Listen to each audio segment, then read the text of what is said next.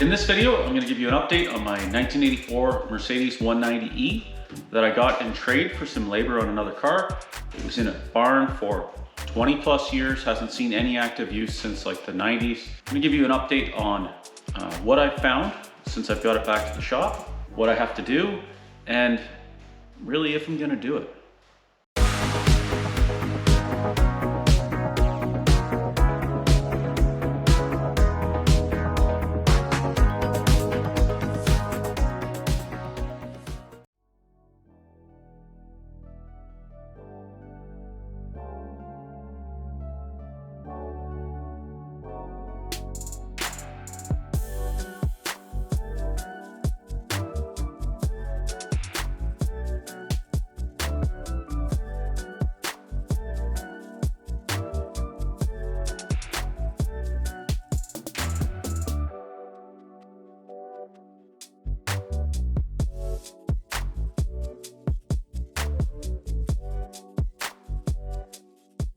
So how I got this car was I was at a Corvair Club event, a barbecue, and a friend of mine was hosting it. It was a pretty well attended event.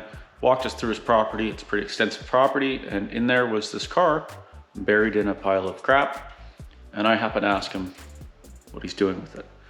I also asked him about his very nice 69 Corvair Monza that I knew he had, obviously, but I didn't know why he wasn't using it. It wasn't in active use, and it turns out it had a clutch issue. It had like a throw-out bearing or a pilot bushing noise that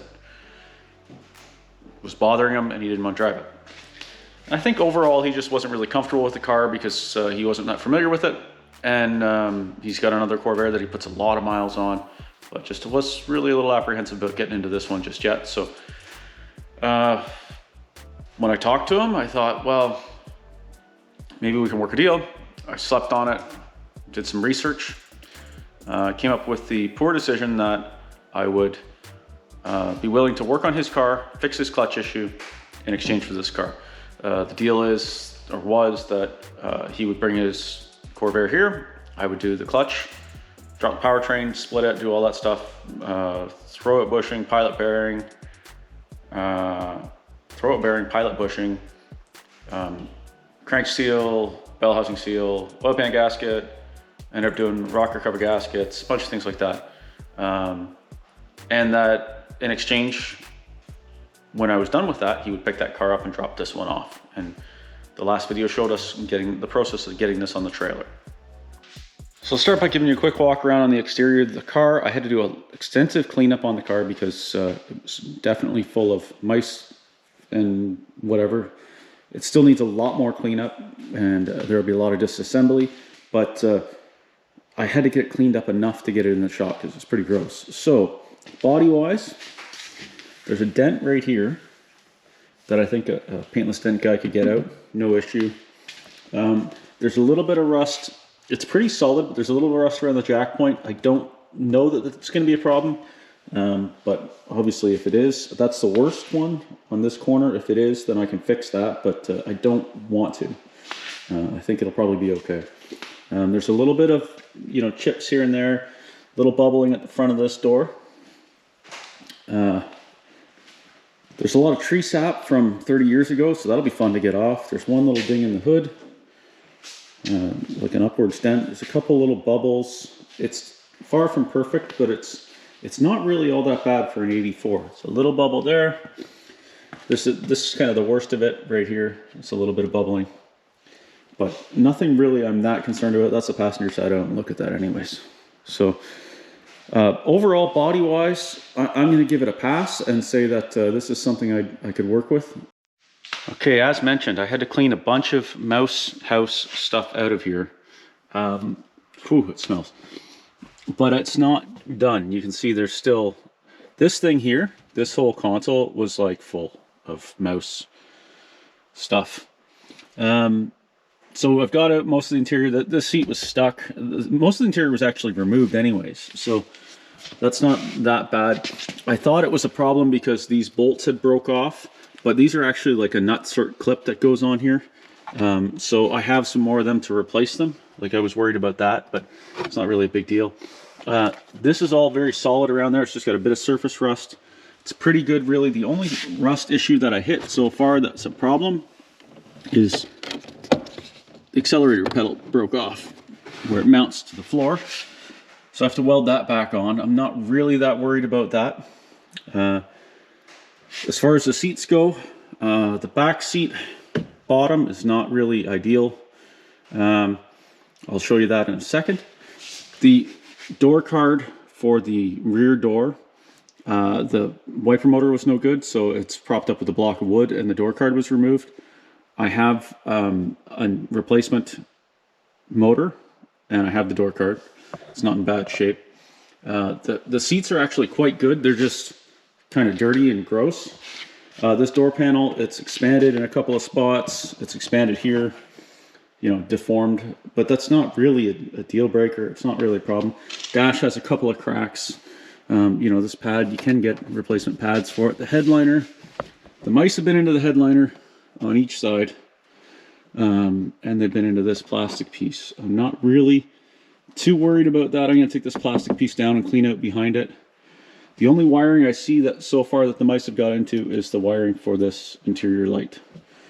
The carpet actually comes out in sections, and I'll show you that.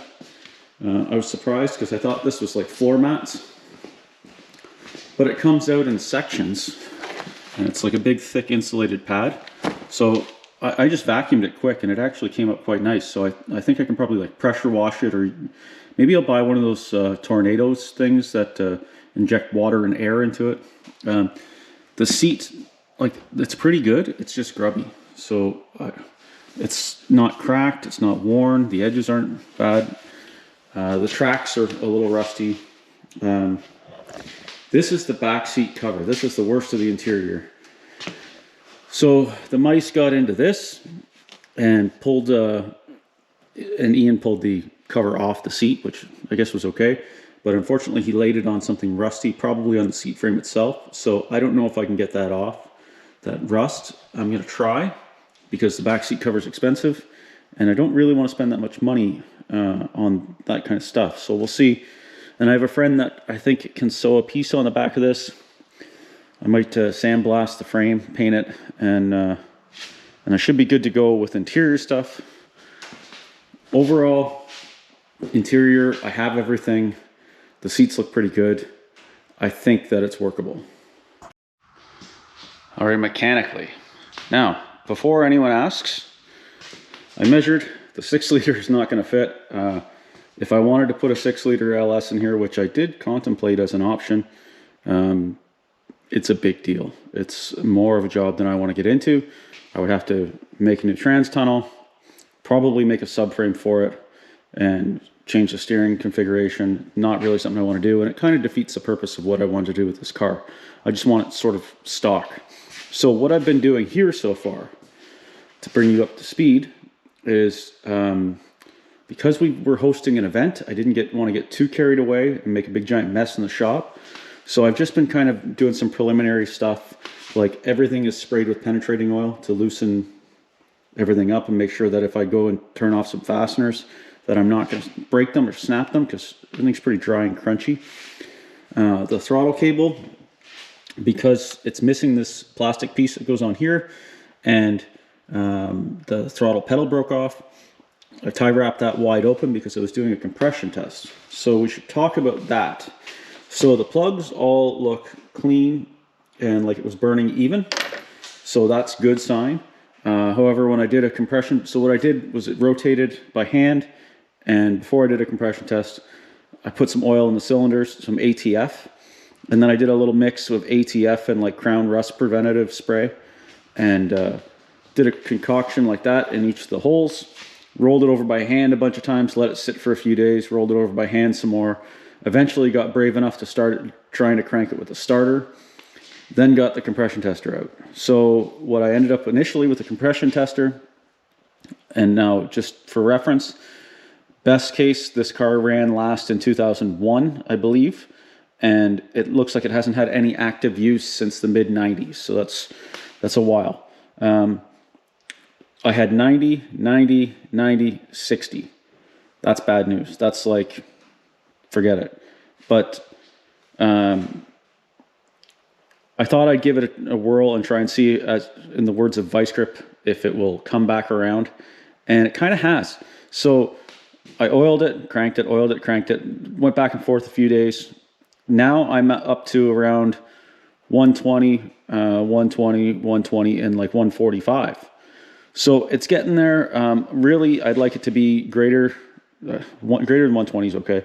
The book says 127 is the lowest acceptable with a 20-pound difference between. So it's not ideal, but I think the rings are stuck. And I think that once it's run, it will probably come back around and loosen up a little bit. And so I think I've got enough there to work with. So that's okay. The only complex thing, and it's complex to me on this car, is the fuel system. It has a lot of funny stuff that I don't really know what it is, and I'm learning. So this is the fuel distributor. This is like a air something or other. It's a throttle body underneath there, fuel pressure regulator. This little guy, this fuel pressure regulator, it looks crappy. I'm hoping it works because that's like 500 bucks Canadian. So I don't really want to do that. There's a couple of things like that that are expensive. But everything looks sort of okay. And I think I got something to work with. And it literally was ran when parked. It's just how crappy did it get while it sat. All right, as far as brakes and suspension, I'm just going to assume that everything needs to be replaced because the brakes were all seized. The rotors have a lot of rust. The pads looked okay, but they're very cheap. So brakes, suspension, brake lines, fuel lines, I'm going to assume all need to be replaced. I think that's fair to say. Steering components, ball joints, shocks, springs.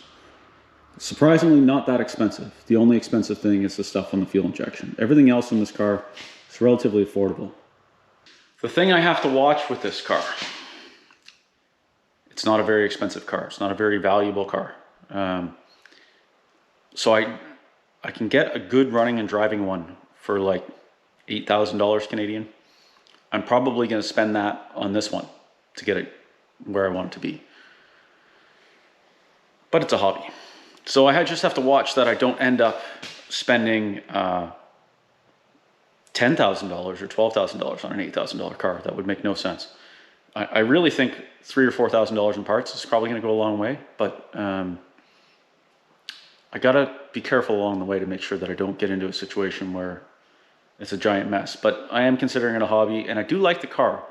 Decided that I like the car, and I decided that I think I'm going to progress it. I like its story.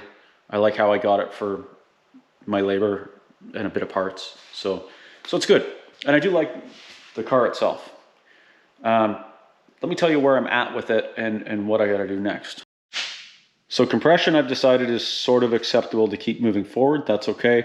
When I hooked up the battery, nothing caught fire or burnt, so that's also okay. I went and met a gentleman who had some parts and had a parts car. I was able to get a bunch of stuff that I needed, the window regulator thing, a seatbelt, because the seatbelt's chewed through by mice. An interesting thing that I got was I got the fuel tank, which is like brand new because they sit in the back seat, in behind the back seat in the trunk. So the reason I got one, because I don't think there's anything wrong with mine, but mine has fuel in it from the 90s, and this is empty. So that saves me a pile of trouble fixing and cleaning if I just swap this one in. So it didn't cost very much, so I'm going to go with that. These fuel lines are going to be a problem.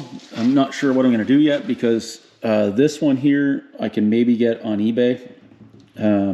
This guy here is non-existent. This is the fuel pump. So this is a setup off the parts car.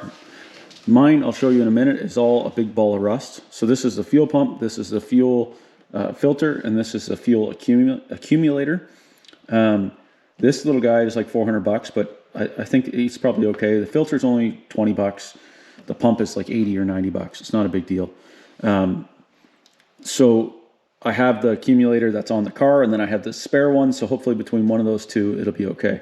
This line doesn't exist with these banjo fittings. You can't get it anymore. It's discontinued, so I was a little worried about that, but I think this one will be okay. Worst case, I might have to make something, and I'm not really sure how to go about that. I really need to look and see This is a twin pump setup because this was off a 2.6 car. Mine's a 2.3. So I need to look and compare to see how my line configurations are, because this line set up with the high pressure line is it's not going to be an easy one to resolve because there isn't parts. So I'll have to make something, and it's high pressure line, so I might have to go to a hydraulic shop. I'm not really sure yet. All right, now I've got it on the scissor. I'll show you underneath. It's actually pretty clean.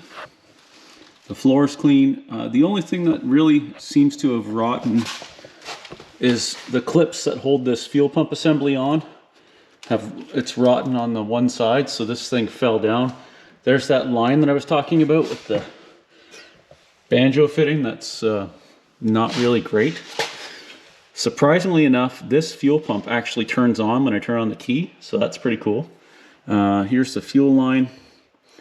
So I need to decide what lines I need, because some are available if I screw around on eBay, and some are not. Oof, this looks a little, well, that's not bad. Thought I saw some rust there, but it's just flaky stuff. But this hanger here, that's riveted to the floor. The hanger on the other sides fell down. See, this is a single pump setup. So I need to look and see even if that line that I have will actually work on this. All these arms for the suspension and stuff, they're actually quite cheap. You can get a whole kit for the whole back of the car for like 300 bucks. So I'm thinking it's going to be like remove, clean, replace, not a big deal. That's kind of rewarding. The exhaust doesn't look terrible. The cat is original. This looks like it's been replaced. This plastic cover here's kind of screwed. But I've poked around everywhere and I don't really see any through rust, just a lot of flakiness. So that's okay. So what I need to decide is, this is where the tank comes. It comes through the bottom of the tank here. This is all going to be jelly in here. This is a high pressure line that comes into the back of that pump. So I need to decide what lines I need, and am I going to eBay one from across the world that's a giant pile of money, or can I make something? Also, I'd like to decide, can I temporarily rig something up with a fuel pump to get fresh fuel forward into the injection system, and maybe hear this thing bark off, like fire up a little bit, and then that will help me feel better about getting the visa out and ordering some parts. I don't know what that cable is, but it's leaking or something. So everything suspension wise, I'm assuming that all the brake lines, everything I'm going to have to replace. There's a lot of rust here, but it's just flaky surface stuff, and when you flake it off, like it's solid underneath, there's just surfacey crap. So as I remove components, I'll take that out and clean it. I see this rear subframe mount is not ideal. Back springs look okay. The front ones are broken. I did notice that when we were at Ian's place. So I think my first mission is going to be to try and get fuel to the injection system via a pump. Clean fuel, not this old 30-year-old fuel, and see if I can get this thing to fire up. That's what I'm going to try. All right, so under the front side of the car, as I mentioned, everything is going to have to be replaced, so keep that in mind. So the sway bar, you know, I'll have to take that off. I'll sandblast that, paint it, replace the bushings, put it back on. The shocks, or the springs I should say, this one's broken on that side. I think this is a weird setup with, I think it's only got one, yeah, it's got one ball joint. So I'll have to replace that. Like, I'll probably pull the control arm off, replace these bushings. Struts all the way around. Air conditioning compressor spins, but the belt's off of it, so I'm assuming that's not good. It's a restoration. Trans has fluid in it. Didn't smell burnt or anything. This steering damper is rotten. Other than that, like, it's a pretty simple car. Like, there's a bunch of complex little things. Like the fuel system is to me is complex. It might be easy to some, but the rest of the car, it's just a car. There's nothing spectacular. There's no hydraulic suspension and air ride and all that bull crap. It's just straightforward. So it shouldn't be too bad once I get past the point of, is it going to run, and is the engine any good, and that sort of thing. The rest of it is just, I can do it all right here. I'm fortunate I've got the scissor lift. I can just pull the wheels off it and just start replacing components, and I think it's worth saving. So my final thoughts. My final thoughts are, if it gives me compression, I will give it fuel and spark, and hopefully that will make it run and everyone will be happy, me and the car. I think the car is worthy of doing this work. However, I am aware that this is a labor of love and it makes zero financial sense, because I could just go buy one and run and drive it. However, there is the thought that if I bought one for, say, $6,000 or $7,000, not the pristine one, that it may very well need a whole bunch of these components anyways. It may need fuel system work, it may need suspension stuff eventually. It might be fine right now, but not fine later. You can find ones for a couple of grand, and actually I've thought about that for a parts car. But then very quickly, the parts car looks better than the one that I'm working on. So I'm still playing that one by ear. I think I've got enough to work with. I'm gonna carry on. I do like the car, that's the most important thing, and it's a hobby.